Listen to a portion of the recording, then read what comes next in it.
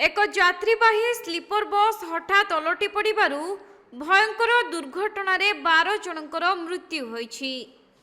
आज सकाळे झारखंड रे एपरी भयंकर दुर्घटना घटिथिबा खबर सामना को आसीछि। मिलिथिबा सूचना अनुसार घन कुहुड़ी एवं कम दृश्यमान हेबा जोगु एपरी दुर्घटना घटिछि। कुहुड़ी जोगु ड्राइवर को स्पष्ट देखा न जिबारु से बस उपरु नियंत्रण हराइथिले। फलरे बसटी भारसाम्य हराई रास्तार ओलटि पड़ू घटनास्थल 12 जनकर मृत्यु होईछि एवं 20 रु अधिक यात्री आहत होइछन्ति।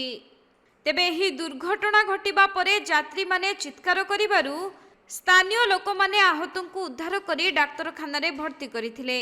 सेमानंक मध्यरु जेउमानंक अवस्था संकटापन्न रहिछि सेही गुरुतर मानंकु रांची को रेफर करा जाइथिबा जणा पड़िछि।